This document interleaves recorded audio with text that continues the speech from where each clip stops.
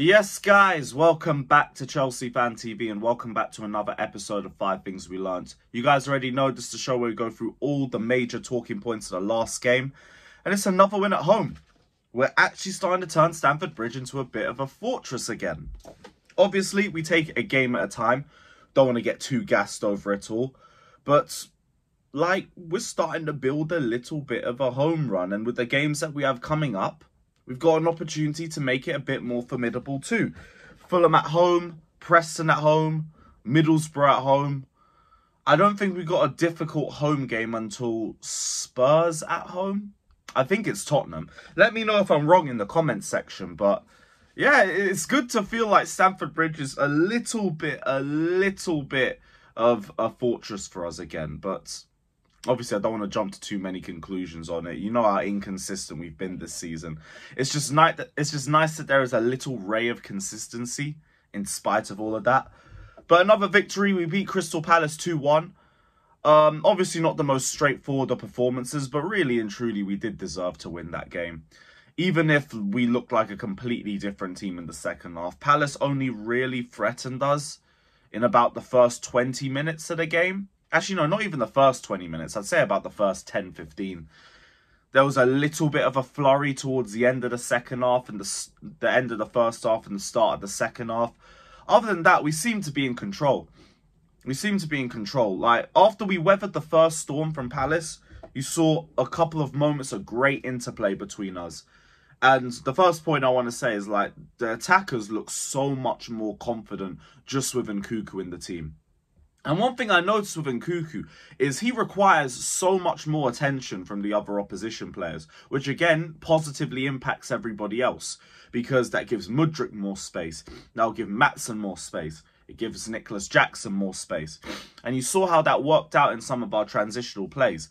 Maatsen very unlucky not to score early on. There was one chance that got cleared off the line. Jackson, Mudryk and Nkunku had moments of great interplay between each other. And I think it was Mudryk, Jackson and Gusto that linked up for the first goal. And by the way, my first point, Malo Gusto, straight man of the match. And I've been saying since he joined how important this guy's transfer was for us. Because Reece James, as much as we love him, he ain't going to stay fit throughout the season. You need somebody that you can rely on for at least half of the season and who can give you that consistent 7, 8 out of 10 performance. And Malo Gusto's capable of that, even at his age. We already knew what we were getting when we signed him from Lyon in the summer in general, but it was just so good to see the attacking play.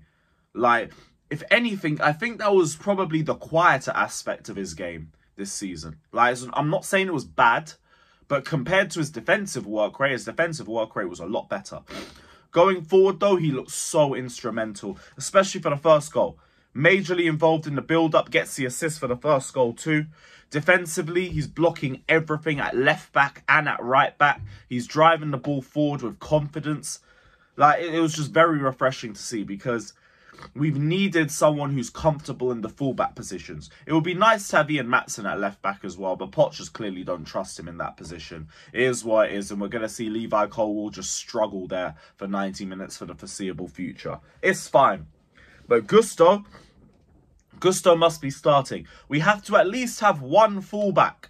If we can't be doing this Disasi at right back thing, Colwill at left back, unless it's straight out of necessity and we don't have any other options. Stuff like the Brentford game, where we bench Gusto and then we just have absolutely no overlaps against a low block. We can't be doing that. We cannot be doing that. But big up to Malo Gusto, well-deserved man of the match, unbelievable performance from him. Obviously, we conceded the second goal. The equaliser off some stupid defensive work and just yet another corner at the back post that we just don't know how to deal with. Badiashile and Colwill both need to be doing better. Defensively, we're a little bit shaky. I'll be so real. That's my second point. Defensively, we didn't really look that great. Badiashile looked a bit suspect. Disasi very, very shaky in that first half. Even Thiago Silva, he comes on and he has a giant howler. And the midfield, to be fair, they don't really help them out either. Caicedo just kept putting players under pressure with his passing. Whereas defensively, I thought he did okay. When he was on the ball, very, very lackluster.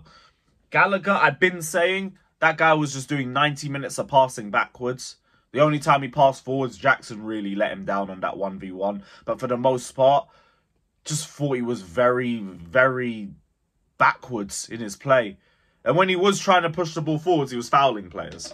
So, like, the midfield wasn't great. Defensively, we weren't great. That was my second point. Third point, on a bit more of an optimistic point, I'll say the midfield looked a little bit stronger with Lavia back in the team. I will say that. Big up to Lavia. Came on, did look a little bit rusty at times, as you would do when you're just coming off a long-term injury. But I like the intent from him.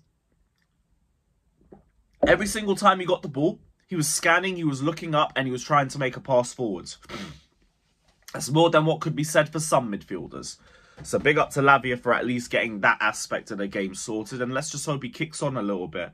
Although, I did see he pulled up with another thigh injury. So it's like, this guy cannot catch any breaks. He can't catch a break whatsoever. But yeah, it was good. It was good to see him come back. It did have a positive impact on the team. I will say the substitutions from Poch were still very, very questionable. I don't know why we brought Thiago Silva on and we pushed Gusto into left back. Like, I don't understand it, but at least Gusto continued to shine even at the left back position. And thankfully, we got a penalty. Thankfully, we got a penalty, and Madueke saved us from being very depressed over dropping 2 points in a game that we realistically should have won. I think this is my fourth point. Poch tactics aside, we have a good team. In spite of Pochettino and his ridiculous game management and his inability to get the team flowing in the second half. Like, this guy always seems to have Chelsea coming out looking worse in the second half of a game. Always. But aside from his sabotaging, like, we've got a good squad. I've been saying this team is good enough to be higher than 11th place, which is why I'm sick to death of hearing people ripping our players apart left, right and centre like they deserve to be in the position that they're in. No. We are here because of this bozo manager and his idiotic tactics and his shite game management and his excuses. And he ain't even getting any praise from me coming out of that game. He is an absolute terrorist, and he's lucky that Madueke got that penalty because he did absolutely nothing. Nothing to justify that performance. Even the two attacking substitutes only came on because Nkunku couldn't play the full 90 and Mudryk was injured. Like, I know he didn't want to bring Madueke on, but it's fine. It's fine. At least we got the penalty and we move. My final point is that, like, it's the same thing I've been saying all season. Go on a run. Go on a run. We have a good run of fixtures coming up. We just need to fucking build on it, man. Brighton play West Ham next. One of them's going to drop points. We can try and get closer to West Ham or go above Brighton. Then we can look at Man United. Then we can look at Newcastle. And we can start talking about getting back into Europe. We have Luton next. We have Fulham after that.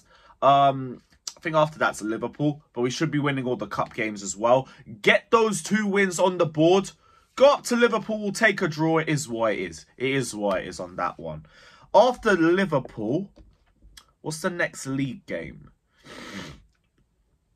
Wolves at home, Palace away. I need 6 points. I need 6 points from that. The only game that I can accept us dropping points in is Liverpool away. That's it. Everything up to Man City away at that point, we should be getting wins in. We should be. Build on these, well, let's say performances. Build on these results. Because the performances are like that we're here for 45 minutes and then they go talk to Poch and then they come out worse. So let's just get the results on the table and let's try and climb up the table. Because I don't know if this manager's going to be able to help us, but we can try and help ourselves for the most part. So Chelsea, please, you must. But big up to everybody just locked in. Hit the like button, subscribe. Let me know all your thoughts down in the comment section below. And we are out. Last little win. Well, I was going to say last win before New Year's. We still got to go to Luton. Win. You must. You must win. Up the Chelsea.